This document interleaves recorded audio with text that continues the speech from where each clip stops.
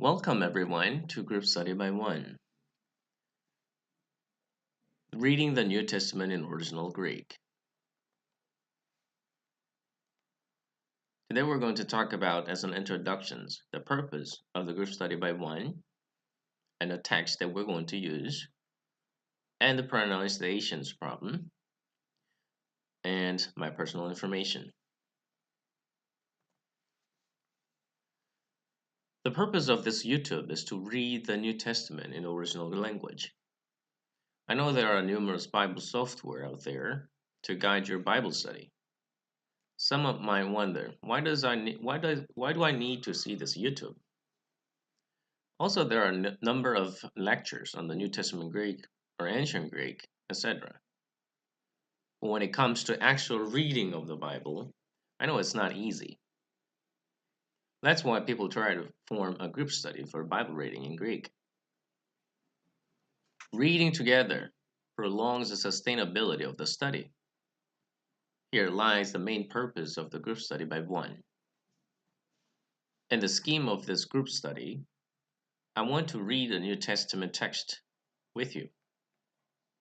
I know this will be me doing all the talking in the front, but I would like you to actively participate, not only in reading, but also in the grammatical discussion.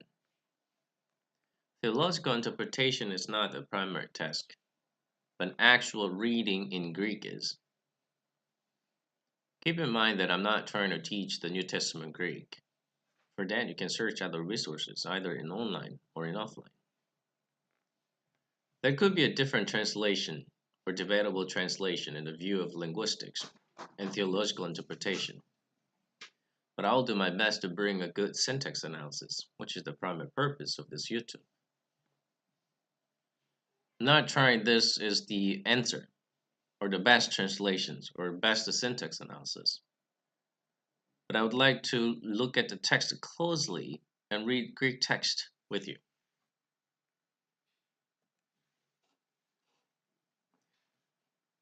I must say, I'll be using Nassel and Allen 28th edition of the Novum Testamentum Graece. If you have an older version, it won't make a big difference for our reading.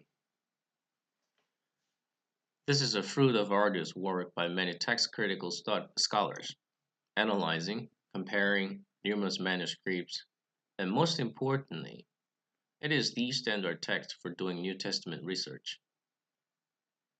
Again, I'm not saying this is the best text, or best manuscript, or a better text than Textus Receptus, or any other ones. I'm not making any religious judgment on different manuscripts. If we face a difference in the reading, different manuscripts, I hope to point out not the theologoumena behind the words, but simply the differences between the text, and see if it makes a different senses. In terms of a pronunciation, I think it's important to notice, above all, we have different ways of reading. I mean, the pronunciation. The primary pronunciation of this YouTube will be how the modern day Greek people reads the Greek. I also have an education background, an Erasmus pronunciation.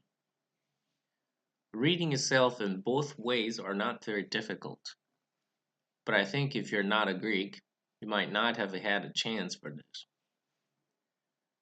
So it'll be a great opportunity for you to have one like this.